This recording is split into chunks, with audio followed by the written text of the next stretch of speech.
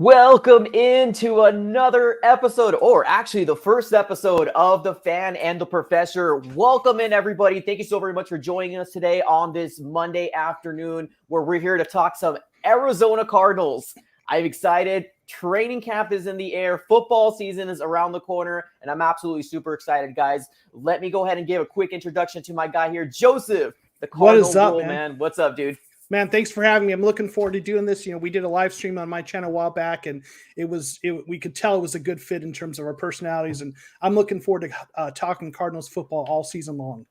Absolutely, man. Absolutely. I'm super excited. If you guys don't know, all the viewers that are out there right now, this is going to be a reoccurring show that we will be having every Monday at 6 p.m. AZ time. Just so you guys are aware, after football games, Monday, this is where you need to be. One-stop shop here for everything Arizona Cardinals. We will be covering everything in the fan perspective as well as the analytics perspective here with my guy Joseph, man. Let the fan base, the Arizona Cardinals, fans, Red Sea, how they can find you, and do you have any social medias?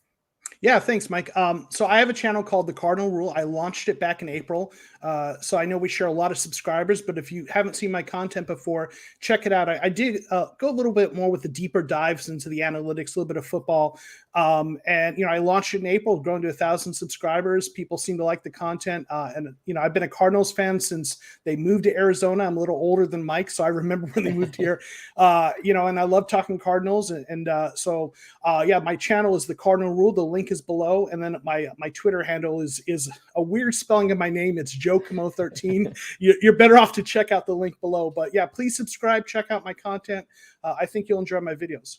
Yeah, man, absolutely. Yeah, and I'm so glad you actually brought up the fact that we did have a live stream, earlier in July, and I do think it was a perfect blend of me, rambunctious guy, does not know how to handle his emotions, and then we have the analytical side, the guy who actually can deep dive and say, hey, let's look at this, holistically. And I'm really glad that our personalities blend and we can come out with this beautiful show. It is going to be called The Fan and the Professor. I'm really excited about it, guys. First topic that I want to talk about here is going to be none other than Chandler Jones. Now, this is one of the biggest things that, we've heard outside of DeAndre Hopkins not wanting to get vaccinated situation. We're not going to dive into that in this episode. We want to talk about Chandler Jones.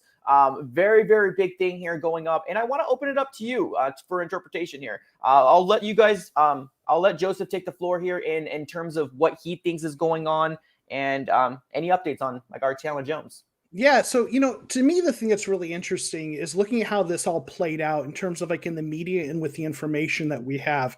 If you go based on the reports we got, the way that the information came to us, a couple months back we had people saying whispers of Chandler Jones isn't happy, and we all heard that, right? Chandler Jones isn't happy, something's going on, and then it kind of simmered for a bit, and then all of a sudden we get the report a few weeks back, that Chandler Jones asked for a trade. Now, the way that information was presented to us, the way it feels like is, he's upset, and it's stewing and stewing and stewing, and then blew up to him asking for a trade. But from what the reports actually indicate, he actually asked for that trade earlier in the summer. So when you compare the way it actually seems like it played out to the way it felt, it's not this simmer blow up. It's more like he asked for it. They said no. He's like, all right, man. And then, and then he didn't go to any of the voluntary stuff, but he reported when he needed to. He seems happy. So I just think it's a really different situation than it felt like. I don't think it's this big explosive thing where he demanded a trade. He wanted one, didn't get it, said, all right, man, showed up. And I think he's going to be the consummate professional. I think he's going to play out the season. What happens next year is a big question, moving forward. Do they sign him to do they do the franchise tag? I don't know if he's going to want to sign an extension because of the way things played out. He might decide, sorry, I'm gone. You guys didn't sign me when you could. So I don't know. What do you think, Mike?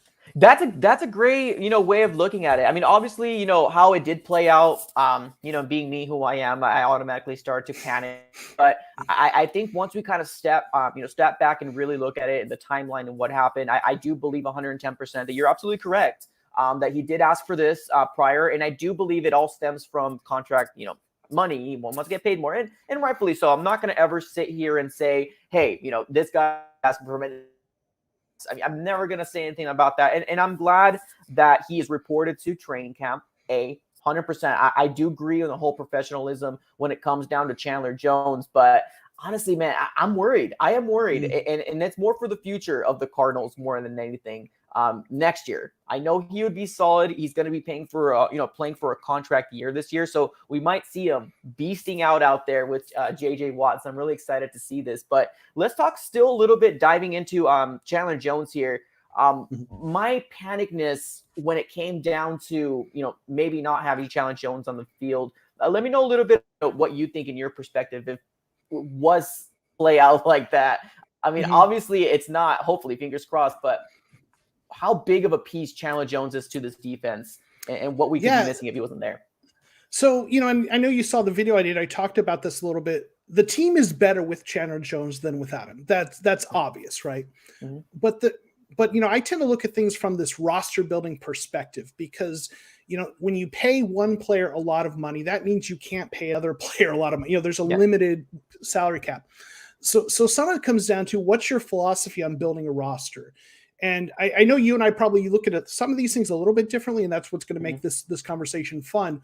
But I'm a big believer in building your defense by focusing on good coverage players like cornerbacks. And anyone who's watched my videos has heard this over and over again, but I love what the Baltimore Ravens do. They draft those pass rushers in the middle rounds, develop them. By year 2 or 3, they're good pass rushers. They scheme it up. They create pass rush, and then they let those guys go sign somewhere else for big contracts when their rookie deal's up, and they get the compensatory picks and they do it again. So if it's me, I want to pay big money to cornerbacks, perhaps safeties, at least one, Buda Baker, and then use that kind of system where you draft those pass rushers, develop them. And Vance Joseph showed last year that he can scheme up that pass rush because remember, Chandler Jones was out. And then Hassan Reddick, right? Dennis Gardick put up some pretty good sack numbers. Yeah. So for me, I think the perfect world, just from an objective perspective, is we keep Chandler this year, get the production we can out of him, and try to plan to scheme up that pass rush. But the one caveat to that is, as much as I love coverage over pass rush, Vance Joseph seems like pass rush more than coverage. So they may not go the way I think they should. Yeah, no, and I agree. Then that's very interesting here. In my mind, I love the whole cornerback situation. In your thoughts, I think it's going to start off in the line at every single time. I would love for them to re-sign Chandler Jones for my own sake here. A, the name, and then B, also because of what he brings to the table and who he is. Like you said, yes, they are better with Chandler Jones on the field than without. That's 110%. I don't think anybody's going to disagree with that. But I do think when it comes down to Chandler Jones is that whenever a team plays against this defense, they're going to have to scheme Chandler Jones. There's going to be 2 people, 3 people that are going to covering him on that side of that line, and that opens it up for players like JJ Watt, for Corey Peters, which we'll talk about a little later on, and even Marcus Golden and stuff like that in terms of pass rushers go. But I would love everything in our possibility to re-sign Chandler Jones after this. And I'm not looking for a mega deal. I'm not looking for 5 years because, he's 31 years old. If we can get him in another 2 years after this one, obviously that's my opinion. He's going to want to get his long-term deal and rightfully so. There's going to be a team that's going to pay him. Follow the money, man. Follow the money, get paid. It's your life. It's your family that you have to basically get settled with for the rest of his life. So whatever he decides, I'm happy with. I would love for them to re-sign Chandler Jones because it's so hard, man. It's so hard. I get like the whole drafting scenario, but one thing the Cardinals don't do very well, in my opinion, is draft. And I get the aspect of it all, but it's easier said than done. And when we know we have somebody, we know we have something in Chandler Jones. We can, bank that Dennis Gardick will do the same. But the things like we just don't know.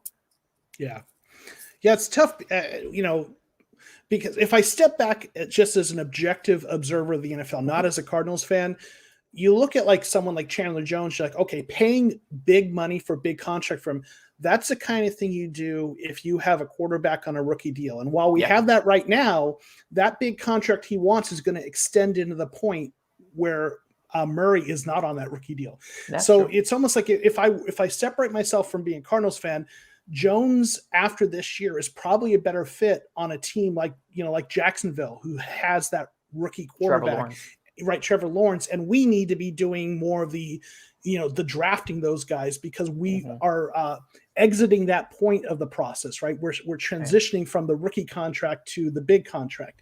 But as a Cardinals fan, listen, I love Chandler Jones. I'd love to have him. So, the part of me that's not being objective would love to re-sign him at all costs. But it's a tough one. It's tough, man. It's tough. And I see both sides of the coin. I just wish that if we were a better drafting team, I think this would be a lot easier for us and the Cardinals fans to swallow. Because let's be honest, man, it's going to be a lot of heartbreak if we do find out next year that Chandler Jones won't be coming back, because we see him as one of those time signs that I hate saying, but it is. You got a first, second rounder. The Patriots didn't believe in him like Steve Keim and the Cardinals did, and it just flourished. It helped out. It made us a team that has a player like Aaron Donald, like a player like, Joey Bosa when he's healthy, that type of stuff. And I love to have him on the field, because Russell Wilson does not like to see this man. Let me tell you that. So I'm really excited about, how this is going to play out. And I don't think he's going to, badmouth the Cardinals if he doesn't come back with us like, Patrick Peterson. We won't talk about that. Maybe we'll wait for that on a different one. But we'll see. But I'm glad you clarified it for everybody in terms of it's nothing to really freak out about. This was something that happened in February, maybe March, and it just kind of got to this level right now where, hey, it didn't work out, and the news finally came out that he went ahead and requested that trade. Cool. So let's do this. Let's segue over to the main topic that a lot of people want to talk about, and that's training camp. That is in the air right now. We, based off of who looks good, because obviously we're seeing a lot of, highlights with a lot of people right now, a lot of wide receivers that we want to talk about today, guys. So let's segue here into the training / battles that we want to look into here. So first position, what are we looking at? So we're going to talk about wide receiver, right? Obviously, because the other player we're watching is a wide receiver, Larry Fitzgerald, right? What's happening with him has a big impact on how this receiver room is going to shape out, right? I mean, obviously, Nuke Hopkins is going to make the team. Green, Christian Kirk, Rondale Moore. I think Keyshawn Johnson is probably a lock, but Andy Isabella and Larry Fitzgerald are kind of, in a weird way, tied to one another, because I think if Larry returns, I think Isabella's gone one way or the other. But the question is, even if Larry does return or doesn't return, does Isabella make this roster? Do they try to, some folks have reported that the Cardinals want to showcase Isabella in the hopes of trying to trade him for something, right? A late round draft pick. So, if I had to guess and I had to place a bet, I would say I think Andy Isabella is going to be on another team, and there's going to be a different sixth receiver. I do think they're keeping six because they like to run those 4 receiver sets more than anyone. So I don't know. Obviously, if Fitz is back, he's on the roster, and I think Isabella's gone. But how do you think the wide receiver room is going to shape out? Yeah, I'm glad that you actually brought up Larry Fitzgerald, because I feel like every time we do a stream, or I do a stream, Larry Fitzgerald is always in that conversation. What's going to happen with Larry? What are my opinions and what's going on? The only updates that we have really gotten in terms of fans is what Cliff Kingsbury has told us, and that is, hey, like, the door is open for Larry Fitzgerald if he does decide to come back. There has been no updates or anything like that. Obviously, the main thing that we want to say is Larry needs a ring. But at the bottom line, it's his decision. I think I read something along the lines that Larry Fitzgerald is making a podcast with Tom Brady. I don't know if you've heard that. I saw something about that. He's teaming up with him for something. Yeah, teaming up with them about something. I'm not sure if it's quite a podcast, a show, or anything like that, but it's going to be on SiriusXM, so I'm kind of interested to see, how that plays out. But the wide receiver side, Larry Fitzgerald, is an intriguing one. It's an intriguing situation, because obviously we have, DeAndre Hopkins, got AJ Green, Christian Kirk, and then we got Andy Isabella, Keyshawn, and then Rondale Moore, the draft that we ended up picking up here. So I'm excited, man. I'm excited to see what happens. What do you think is the biggest wide receiving spot, like, in terms of, like, number 3 opinion, but, like, the one that's kind of like a toss up in the air in terms of, like, who's going to be that wide receiver? So, I mean, I think there's going to be an interesting competition between Christian Kirk and Rondale Moore for that slot receiver spot, because we're hearing all these great reports about Rondale Moore. And, obviously, he is an exciting player. I'm really high on him. And Christian Kirk, for as talented as he is, hasn't really produced.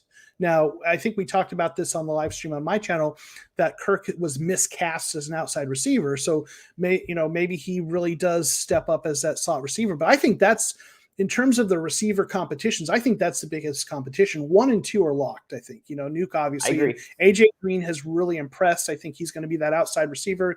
But that slot receiver, those two potentially could be competing for those snaps. And it'll be interesting to see who wins that matchup. Who do you think is most likely to win that slot receiver spot between those two, in your view? In my opinion, I honestly think that the way that the Cardinals run things, I think that Christian Kirk's going to start. I think they're going to give him the leg up. And I do think he's going to lose the job to Rondale Moore. We might see Rondale Moore as a punt returner. We might see his electricness come out. And obviously, once the noise gets too loud, the fans start chirping, we might start seeing a lot more Rondale Moore. But in my opinion, I do think that the Cardinals organization, it's kind of always been like that, where they always favored veterans over anything. So I do think Christian Kirk will get the start.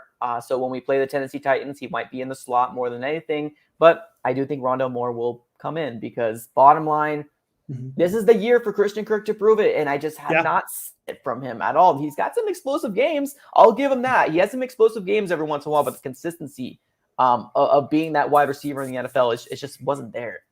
Yeah, I think either way that it plays out, we're going to see a good bit of Rondale Moore, because they do a lot of forward wide receiver sets. And even if Kirk gets that starting spot, I think they'll rotate them in.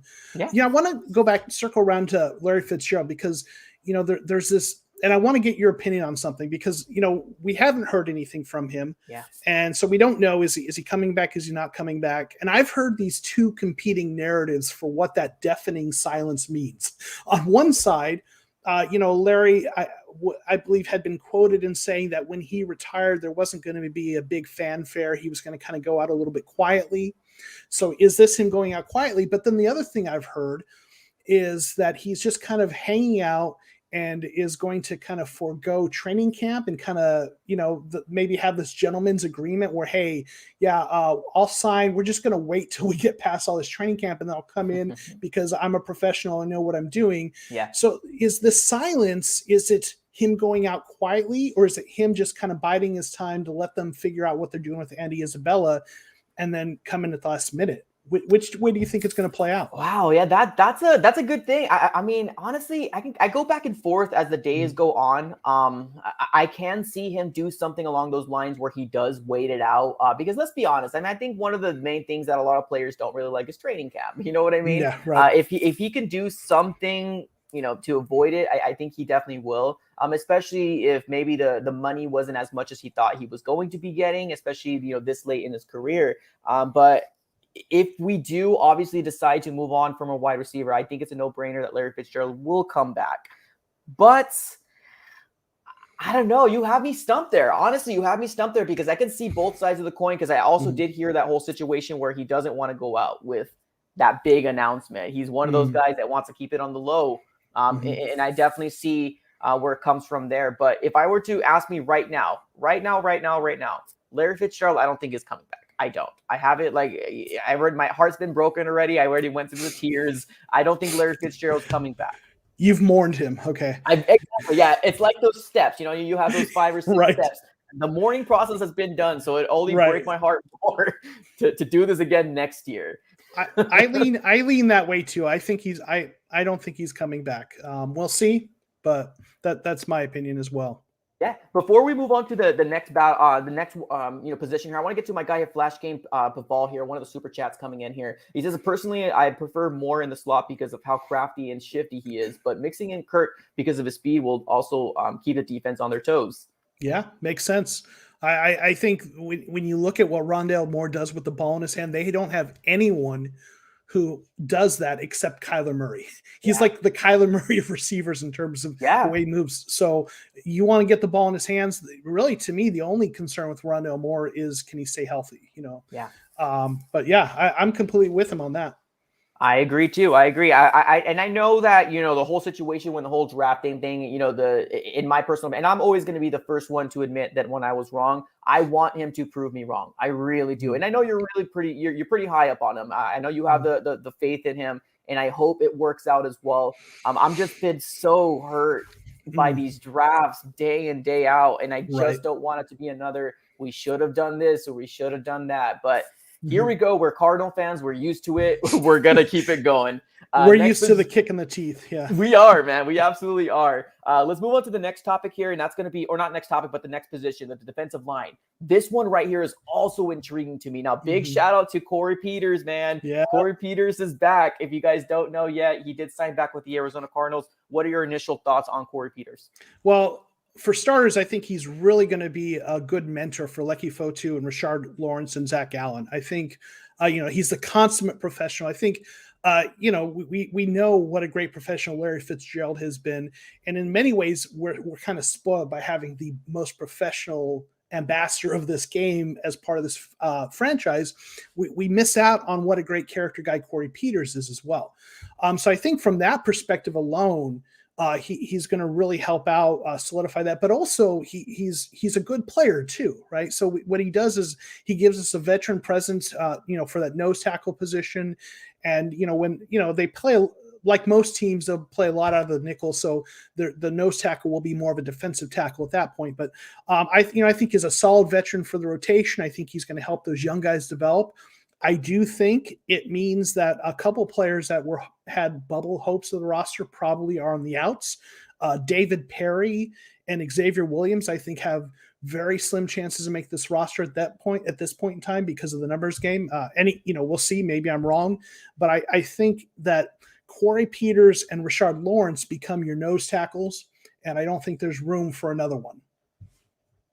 That's fair. Yeah, I'm excited. I'm excited about Corey Peters. More than anything, his dance. When he gets his sack dance, that whole belly. Oh, I love it, man. I love it. It's kind of another thing with, Dennis Gardick doing this. As long as we can see more dances, things are going good on the defensive side. But other than that, man, let's segue. Let's stay on the defensive line.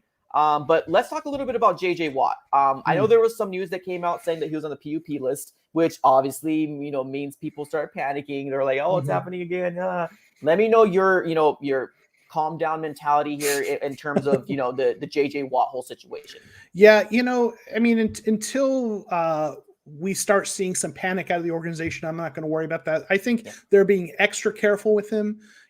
Obviously he does have some injury history, but he's also one of those professionals who doesn't need a lot of time, during training camp. I think they're just, they're exercising an abundance of caution. I think I'm not worried about it at this point. Until we start seeing some smoke and sirens coming out of the building. At this point, I think it's really nothing to worry about. They're just being extra careful with him at this point. Yeah, I could definitely agree. I know when it came out saying he was in the PUP list, everybody was like, here we go again. But I do agree it's more of a precautionary reason more than anything, because bottom line is our defensive line needs to be healthy when it comes down to that week 1 versus the Tennessee Titans. Man, bro, saying week 1 against the Tennessee Titans, I am just so excited about football coming back. Like, this is the best time of the year, right? Hell yeah. We got September around. We're in August. We got to get through training camp, through preseason, and all that different stuff, guys. Really excited. Before we move on to the next position, let me know if anybody's going to any training camp or any preseason games. Let me know in the comments below. Let's see if we can get this chat flat. I want to throw a shout out. Jean-Paul Edwards de Dios was at training camp and he messaged me today. So he had a lot of really good observations. So I'll probably share some of the things that he mentioned. But he messaged me a whole bunch of notes from being out there today. Let's go. Awesome, man. Heck yeah. Another one here from Flash Gamer coming up clutch with another one here. I hope Jones won't do what AJ Green did to the Bengals. By the way, I believe we have a chance this season since we got a veteran O-line to teach the rest of them. Yeah, I don't think Jones is gonna sandbag. The dude's playing for a contract. He's on a team that's competing. With Green, I know people talked about how he really didn't give a full effort. But he had a rookie. The best quarterback throwing it to him was a rookie quarterback, and then Burrow got injured. Yeah. He was just in a really bad situation. So I really don't see that happening. I think Jones is going to be the professional. And again, he wants that contract. It doesn't do him any good to sit out. Yep. I agree. Completely agree. All right, let's move on to the next position here, and that's going to be linebackers. This one is also intriguing. Now, I feel like I'm saying that with every position here. Right. But this is the beauty of football here, man. Linebacking position. And I think we're going to focus more on, obviously, the Mike and the weak linebacker here. You think it's a no-brainer, Zaven and Isaiah Simmons? What are you thinking? I think so. And again, shout out to John Paul. He was talking about Simmons and Collins were the number one, or they were with the first unit. He mentioned Collins looked really good, that he was running the defense. Simmons maybe had a few issues, but I think it's those two. But it did sound like, again, from what John Paul was saying, they actually had Jordan Hicks on the field a little bit in some of the nickel pass packages when they'd have Simmons maybe play the slot corner a little bit. So I think those are going to be the number 1 and 2 guys. If they keep Hicks around, part of me wonders if they're going to let him go. They gave him permission to seek a trade. Nothing happened. Part of me wonders if they're going to cut him to give him a chance to play somewhere else. But if they keep him around, I think he'll be in the rotation some as a mentor. But I think it's those 2 young guys. I think they're going to take, whatever errors they make being young, they're going to accept that as part of the growing pains. I mean, they have no option, man. They're definitely getting thrown into the fire here. That's probably one of the hardest positions, especially the Mike linebacker with Zaven Collins. But let's hope, fingers crossed that he can get everything going. Let's talk a little bit about Jordan Hicks. Let's stay on that topic here because I'm very intrigued in terms of like what happened with Jordan Hicks. And, this last offseason, he did us a huge favor and renegotiating his contract with us to help us sign some, key pieces for our 2021 season. And we ended up drafting Zaven Collins. What do you think about Jordan Hicks? Like, and that's just your own personal opinion. Do you think he'll stay? Move on? What do you think? Well, so I think, I think he's lost a step, and that's why they're doing what they're doing with him. He hasn't been as good of a player, but he's still, a good veteran. I think I feel bad for the guy. I think me too. In this league, you never want to be told you don't get a chance to compete. Like, even if teams know who their starters are going to be, they usually say there's an open company, or they at least say there's a chance to compete. And, Keim came out and said he wasn't going to have a chance to compete. Now, whether you think that's refreshing or a mistake by Keim, maybe based on your pre-existing view of Keim in the first place. But, Hicks wanted to be, he's used to being a starter, told he wasn't going to. I feel bad for him, but if they keep him, I think I think that's going to be beneficial. He's going to be, in case of injury, he's a veteran who can step in there. He's a guy who can mentor them. They can rotate him in. But, they also have Tanner Vallejo, who they like, who, he's a special teams contributor, but he's also, a guy who's played middle linebacker for them too. So, I feel bad for Hicks. If they keep him, I think it gives him some great depth. If they don't, middle linebacker is one of those positions where usually your third or fourth guy is like an undrafted free agent. So even without him, I think they have typical depth at the position. Yeah, I agree. And I'm 100% right there with you. I do feel bad for the guy as well. I think it benefits the Cardinals to keep him because of the depth, because of the veteran leadership to keep him on there. And last thing you want to do is get rid of a guy for like a late round pick, somebody that we maybe might not put on the 53-man roster, but somebody that, we can have as a just in case, because you never know, man. You never know what's going to happen with this NFL season. So I would rather them keep him, but ain't no decision. Yeah, for sure. Awesome. So that's the linebacking stuff right there. That's the linebacking position. Let's move on to the safety one. Not so flashy, not so crazy, but obviously last year, Budda Baker was the only bright spot, man. We had a swing of carousel with the safety position last year with, man, can you name the names right now? Let's play a game. Yeah, Chris Banjo, Charles Washington. Those were the guys that kind of stepped in and played some. Deontay Thompson. Yeah. Deontay, Jalen. It was a mess, man. It was a mess. It was just back and forth, a lot of people, and no fault to the Cardinals, just unfortunate injuries that happened with the safety position. What do you think this year, man? What are we looking at here this year? So this is tough. And in fact, I know we're going to talk about cornerbacks too. These, to me, safeties and cornerbacks are the two positions where they have the toughest decisions to make based on the numbers game. If over the last 2 seasons, they've kept 5 safeties and 4 cornerbacks. Okay. Now, obviously, that doesn't mean they won't keep more or less this year, but if they've done that 2 years in a row, so that's a good starting point to looking at this. They have 7 guys that I think all have a chance to make this roster at safety. Obviously, Budda Baker's a lock. Jalen Thompson's a lock. Then they have Sean Williams, Deontay Thompson, Chris Banjo, Charles Washington, and the rookie James Wiggins. So those 5 guys are competing for 3 spots, likely, right? If they keep the 5. So the question is who's in there. Well, I think I think Chris Banjo is a guy they're going to keep. He's played reasonably well when they put him in there. He's a good special teams player.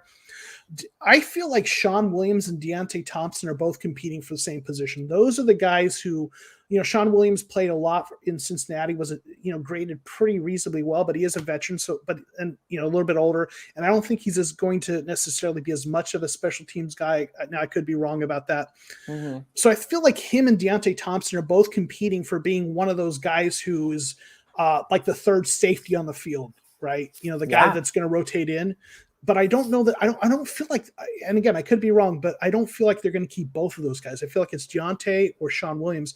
And then I think the same thing is going on with Charles Washington and James Wiggins. I think those two are competing for that safety who's going to be, a special teams gunner, right? Right. And I just don't feel like they're keeping both of those guys because of the numbers game. So I feel like it's Baker, Jalen Thompson, Chris Banjo, and either Williams or Deontay, or Washington or Wiggins. See what I'm saying, though? How do you pick the five? You're right. No, you're 100% right on that. I don't know. I love the fact that, the three we pretty much know are shooting with Banjo as the third.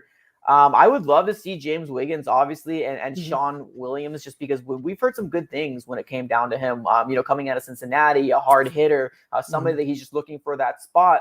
But it's kind of one of those things, if you're not those top two safeties that are always going to be on the field, Budda Baker, Jalen Thompson. But Jalen Thompson's been getting hurt, so we might be able to see one of them a lot more than expected. So this is the job, man. Training camp. Get yourself that 53-man roster spot, and you never know how this is going to shake up.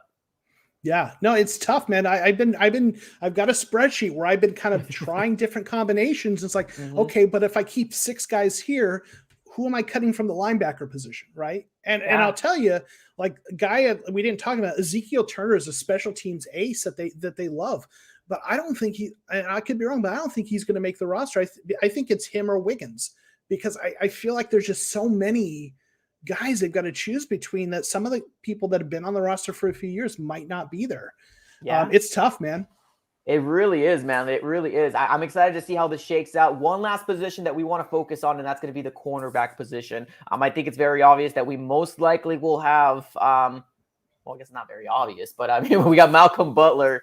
We got Robert Alford and Byron Murphy being the top 3. Mm-hmm. Do you think that Byron Murphy is going to get an opportunity at the outside? They said a couple different things. Vance Joseph flirted with the idea. That's a tough. I think he'll get some on the outside. I think he's going to be on the field more snaps than any other cornerback, but I think he's going to go back and forth between some slot and some on the outside. And I'll tell you, if you thought safety was tough to make the decisions, they kept 4 cornerbacks the last 2 seasons. And there are 6 guys on this roster right now that I'd like to see them keep. Yeah. Especially those rookies, man. Those rookies, Marco Wilson and Tay Gowan, those are the 2 players, man, that I'm really excited about what's going to happen. So think about last 2 seasons he kept 4. Butler, Arnold, Murphy, and Wilson. They're not cutting a 4th-round pick even if he struggles, right? That leaves Darquez Dennard, a guy who I think is a good pickup for them, and Tay Gowan, both. Like, they need to keep more players than they've kept in the past to keep either of those guys. Yeah. And then you hear people talking about them potentially adding another cornerback now, and I know you wanted to talk about this. I'll let you. Yeah, exactly. We'll talk about that soon. Yes. But like this is where my total fandom is coming out, man. Mm-hmm. I love Tay Gowan. And I know you've seen, the guy has engaged with the fan base. He slipped in the draft, was supposed to be drafted earlier, is a guy that I think could outperform his draft status. But if we don't keep him on the 53-man roster and try to get him to the practice squad, someone's going to poach him. Oh yeah.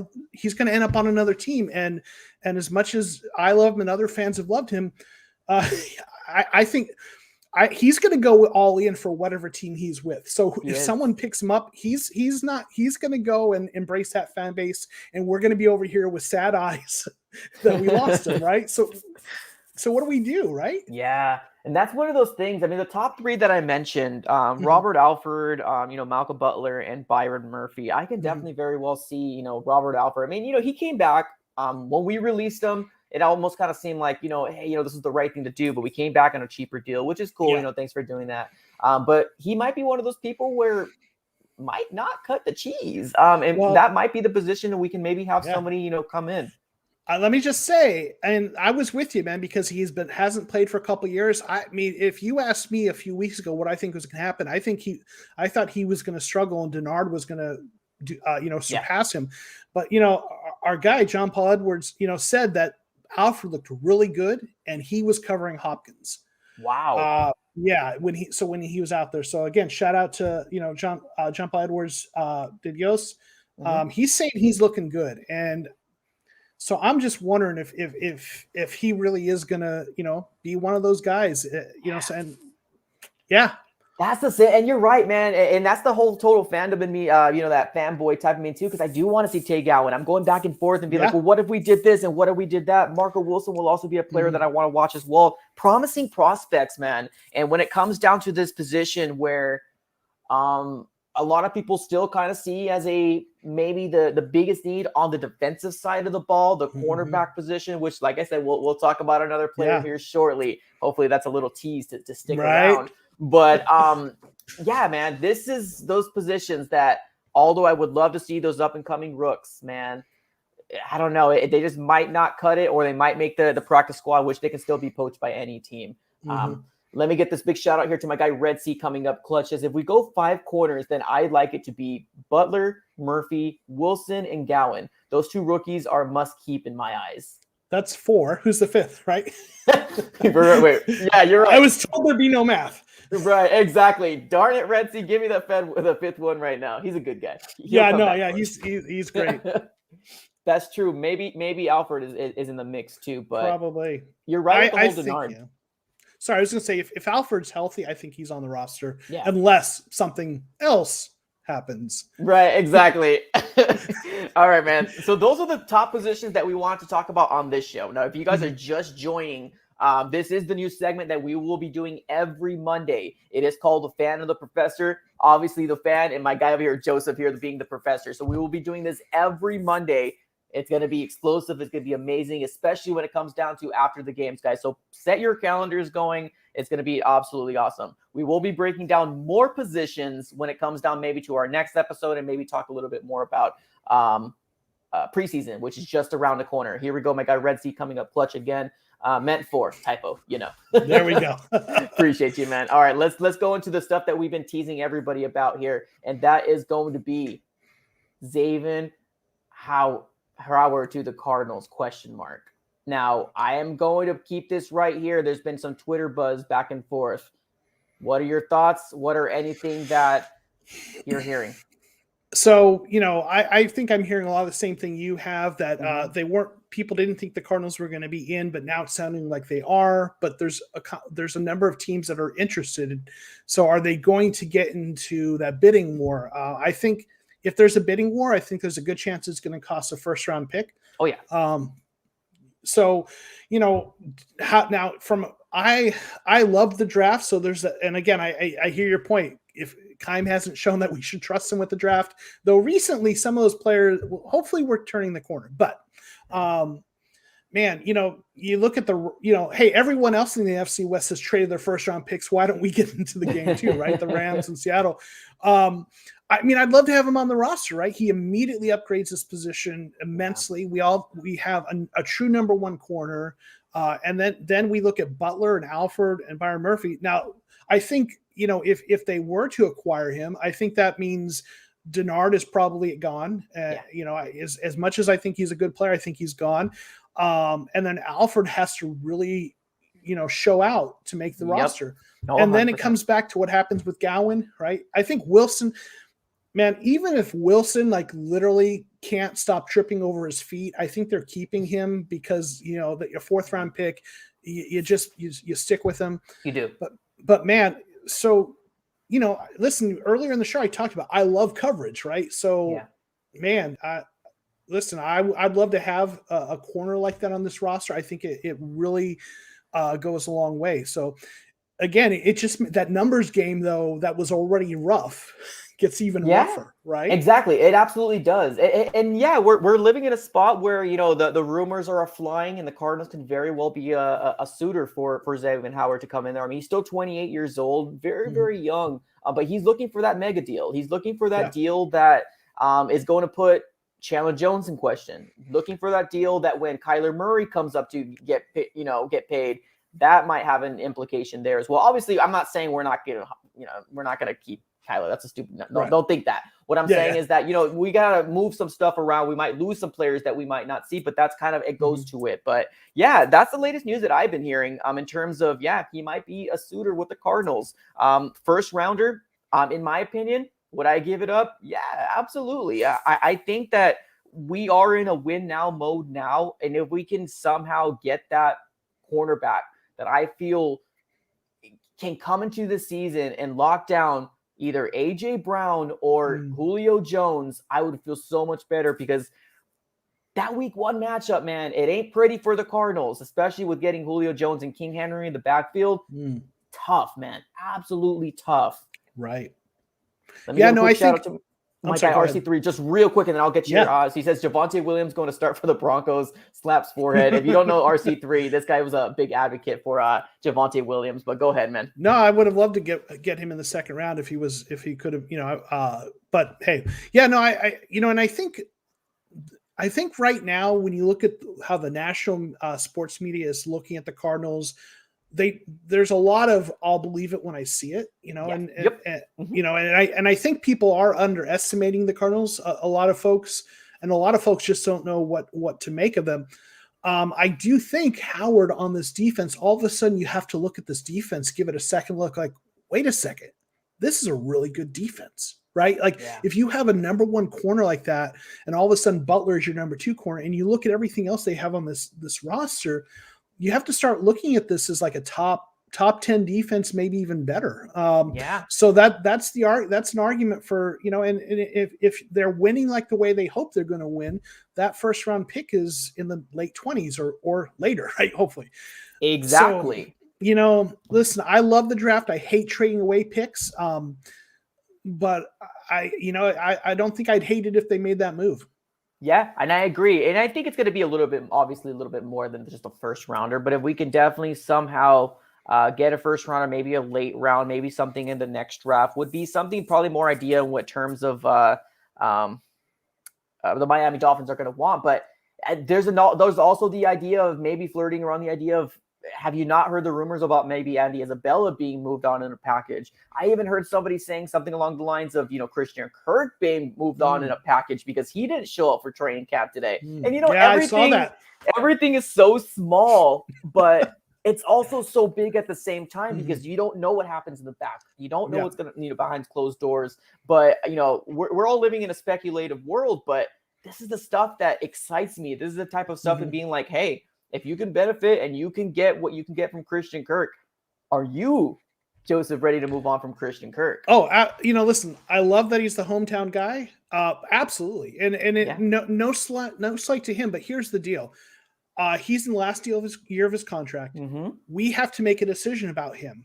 And are we really ready to commit? I think there's a team out there. There's enough teams who need receivers who are willing to take a speculative look at someone like Christian Kirk and say, you know what, we think he didn't get the right shot in Arizona. We'll sign him. And we will be competing with those teams for his, in terms of the amount that we're going to have to pay him. So I think next year when he's a free agent, the amount we're going to have to pay to keep him versus what we've seen from him, that doesn't line up. Right. So listen, none of this is personal. I love the player. I think he's talented. I want the best I want him to be successful in this league. But from a contract roster building logistics perspective, you look at the decision we're going to have to make with him. If the Cardinals are going to, I don't feel comfortable with the Cardinals giving him the kind of contract it's going to take to retain him with what we have not seen from him. So if you can get something for him, trade him away. And listen, I know everyone is hating on Andy Isabella. I feel bad for the dude. But like Isabella's got a couple years left. So maybe you move Christian Kirk. He's a more valuable asset because people have at least seen something from him. Move him, give Isabella a chance to try one more shot. And if that doesn't work out, yeah, I don't hate that, man. That clears up some space on the roster. They're already deep at wide receiver. Rondale Moore is balling.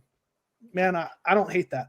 That's what I'm saying, man. Yeah, I think it kind of goes everywhere with the whole situation of, and I love that you started off saying it's not personal. It really isn't personal, it never man. is, man. And it's business. It's what you can do for our team to make us better. And if he can benefit the Dolphins, then kudos. I would wish him the best. Like I wish Josh Rosen the best when he ended up leaving the Arizona Cardinals. But if we can somehow get a trade package going, if they want a first rounder, I think the NFL right now are probably valuing Christian Kirk of maybe a third, maybe a fourth rounder, in my opinion. We got him in the second rounder. He didn't prove to be that second rounder that we want in a consistent basis. But I do think that we can maybe get third round, fourth round type value. Do you think I'm selling too low on him, or what do you think?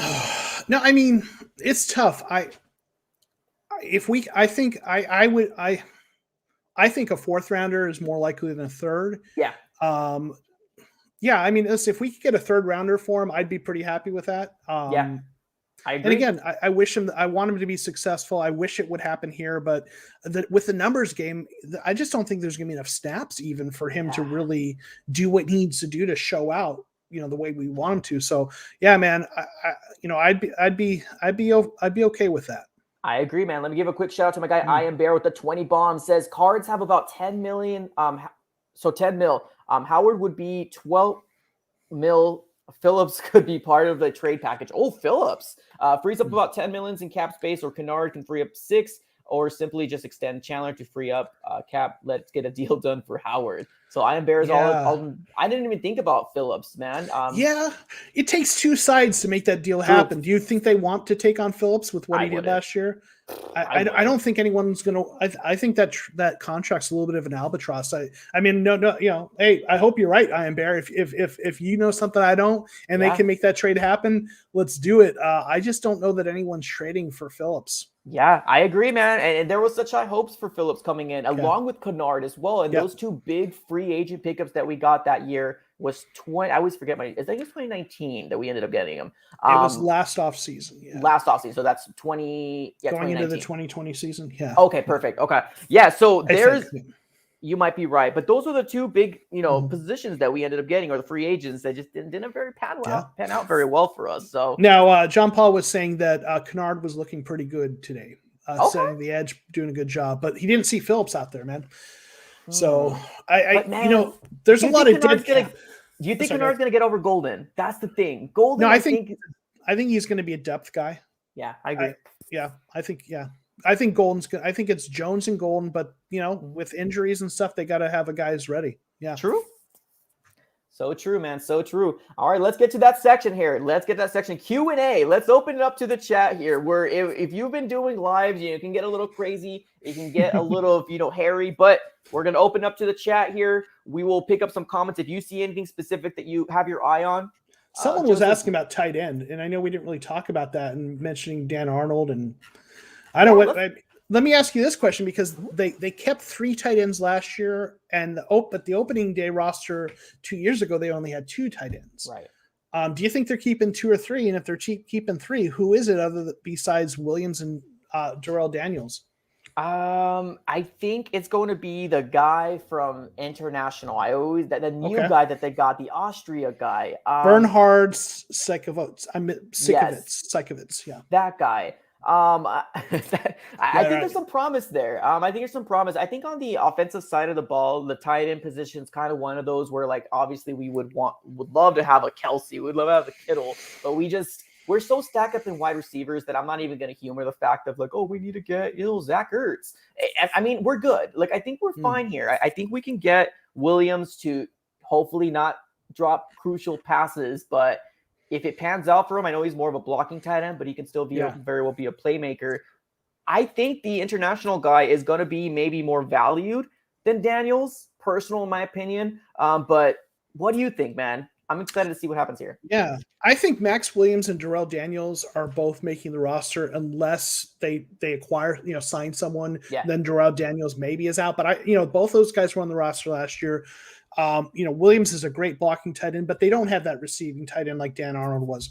Sure. But Arnold lined up a lot in the slot. So I think that I could see them not worrying about that receiving tight end and just going more receiver sets.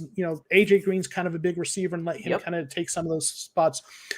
But that third tight end, if they keep one, is an interesting question. Like Bernhard Sikovitz, or I know, again, I'm sure butchering his name, but he's got a great physical skill set. But the one thing that I kind of worry about with him, or there's two things that make me wonder if he'll actually make the team. One, he's part of the international program, and they actually have this exemption where they get to keep him on the preseason roster, I believe. But I know they get to keep him as an 11th practice squad person. Right. So they get to keep him on that practice squad above the usual 10. And I think that itself is valuable. So the motivation, rather than to try to stuff him on the roster and not give him looks, I think they'd rather take that exemption and keep him on the practice squad. I think and the other thing with him is, he is new to the sport, at least I should say he's new to NFL level coaching. Right. Right. And, as much as he's got some great physical traits, man, these athletes at the NFL have had great coaching through college. A lot of them have had coaching by people who used to coach in the NFL or play a pro style offense. And he's playing catch up on so much of that coaching. I just don't know that he's had enough time to catch up in terms of the coaching. The guy I'm actually really intrigued about is Kerry Angeline. I was just going to bring him up. Yep. I was just going to bring him up. The dude on tape looks a little awkward. He doesn't have the physical traits of the guy from Austria, but he's a basketball player who's got the receiving skills and has been productive. And I think he could be, kind of a poor man's Dan Arnold in terms of that receiving tight end. So, but again, they might just go with two and try to keep him on the practice squad. But that's the guy I'm keeping an eye on is Angeline. I agree. And I know there were some questions in terms of actually me personally saying about if I'm going to go to training camp. Yes, my thought, I am going to be going to training camp. I just don't know what date yet. I just had my new little girl. So it's getting very, very hectic right now in my house right now with no sleep and sleep deprivation. So my eyes look a lot tinier than they should be. But let me give a big shout out to my guy, Septic Ace here, saying, what are your thoughts about Rondo Moore? I know we covered this a little earlier, but I hope, I know Joseph's very, very high on him. I hope for optimism at this point. I know come draft party, I wasn't the biggest fan, but I'm looking in the optimistic side because obviously when football season comes around, you're thinking you're going to be the next Super Bowl team. Right. So let's go, baby. I'm gonna hopefully see that, he's going to be that next Tyreek Hill, which I know there's some people comparing him, but we'll see, man. We'll see what happens. The guy that I think is maybe a better comp for him is Curtis Samuel, the guy, the guy who takes a lot behind, gets a lot of, stuff behind the line of scrimmage, very good with the ball in his hands. If he's healthy, I think he's going to be really, really good for them. That's the only question for me with Rondale Moore. Can he stay healthy? 100%, man. And I think that's the biggest question that, a good amount of our big free agency pickups have is if they can stay healthy, we can be a pretty dangerous team. AJ Green, JJ Watt. Let me ask you this real quick. And I know it's kind of hard to say, what is your one biggest, this off season, this was the one right here that made this off season for me. You can go draft, you can go free agency, whatever you wanted. The floor is yours. Rodney Hudson. You improved that center. Did I steal your thunder? You stole mine. It's okay. Dude, smart, brilliant minds thinking alike. Dude, that guy, okay, you went from having one of the worst centers in the league to having arguably the best center in the league, or at least one of the top 2 or 3. You've heard this term, a force multiplier, a guy who makes everyone around him better. Yeah. Having that center who knows what he's doing, can make the reads, and helps everyone around him to be better. Kyler Murray, took a lot of pressure up the middle. There's just so many things about that can make everything else work better. The receivers have more time for their routes. Kyler has more time to hit them. The running backs have bigger holes to run through. That one move has the biggest potential to affect other positions and other or multiple aspects of the game more than anything else they've done. Hands down. I agree, man. I agree. That was mine. Let me see if I can think here. Now you put me If on you the wanted spot. that one, you had to go first, man. I know. I think that was like that obvious one. But let me Well, give some yeah. shout out to AJ Green. I think AJ Green was Mm. a pretty pickup too.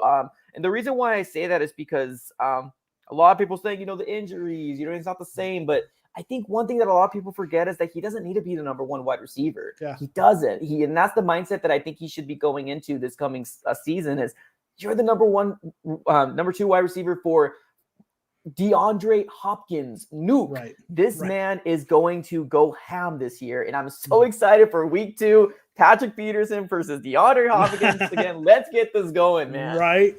Man, I'll tell you, and I did a video on AJ Green where I did some film study and did some projection numbers.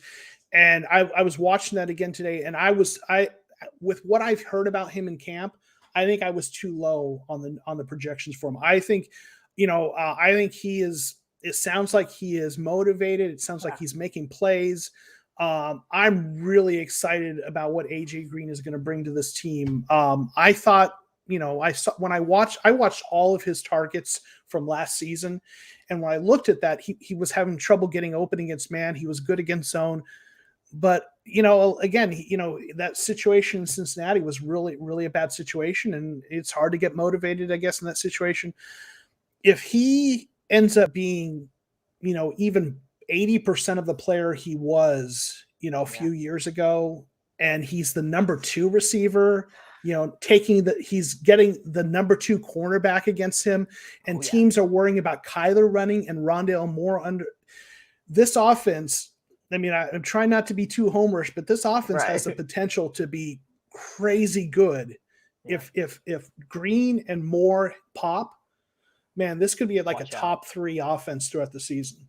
Watch out, right? Yeah, and I do think that it could be where, Kyler Murray made this big he said something last year that really got me super excited about the 2020 season, saying that you could maybe very well have 3 receivers having more over 1,000 yards. I can see that with this wide receiving core, especially if we do decide to move on with Christian Kirk and the whole, give him the opportunity, but he might lose it type of stuff. So I'm excited to see Rondale Moore and what he can bring to it. I got 3 back-to-back super chats. I'll let you answer the middle one just to kind of recap the Larry Fitzgerald. But big shout out to my guy Red C. Everyone stop and congratulate Mike. She better be a Cardinal fan. No Seahawks, Niners. Yeah, 100%, man. No Seahawks or anything here. All Cardinals fans all the way. Guy right here. Last question. What are you guys' thoughts about Larry Fitzgerald with the Cardinals? I'll let you recap it real quick. Yeah, we talked about that. It's hard to tell. Is he going to come back? I think he's going to go out quietly like he said he would, and I think he will have a role with the team. Maybe even a front office role, but maybe not. I mean, he might want to do other things, but I think he will always be adjacent to the roster in some way,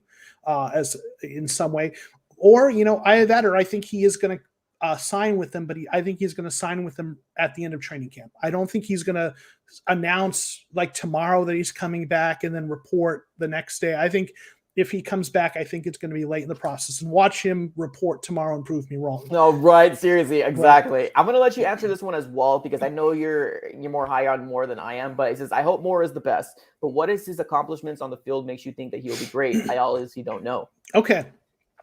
And if you don't mind, I'm going to use this as a chance to kind of promote one of my videos. I have a video called 2 videos about Rondale Moore that you should check out.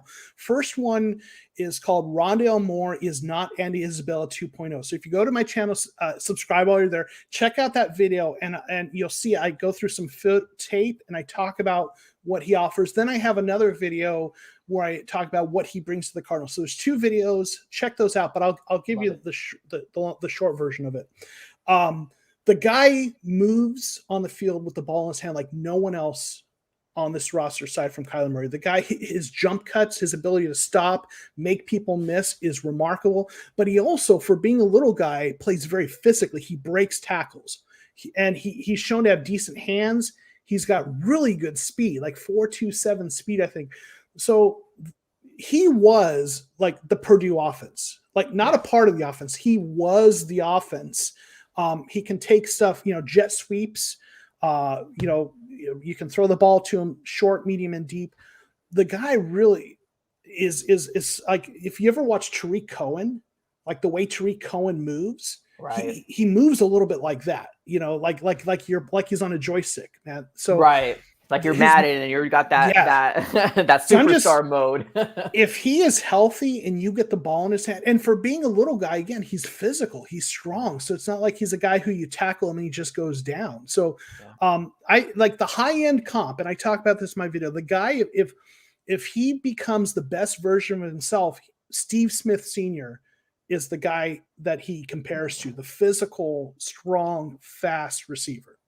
Perfect. All right, man. That's a beautiful way to end this show here. Everybody, if you guys do not know, I Am Bear says, I really can't wait. I'm excited for Monday nights, and he really likes what we're doing here, Joseph. So Awesome. I'm very excited here as well. I think this was a fantastic show. If you guys are just getting in here, we are doing this every Monday night at 6 p.m. AZ time. After Cardinals games, we will be having the analytical side, which is my guy Joseph, and then you'll have my rambunctious side here. We better win, or we're gonna get a lot of flip tables on this on these streams.